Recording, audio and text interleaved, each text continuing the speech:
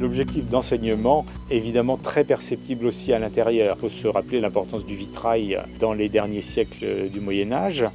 Mais c'est vrai que l'importance du vitrail tend à diminuer et le relais est pris par les grands décors qui surmontent les autels, donc en bois généralement, ce que l'on appelle les retables, et qui sont là aussi un réservoir inépuisable d'images qui visent à relater l'histoire du Christ, l'histoire des saints, qui veulent aussi éblouir, séduire par les dorures, par les couleurs, par des sculptures.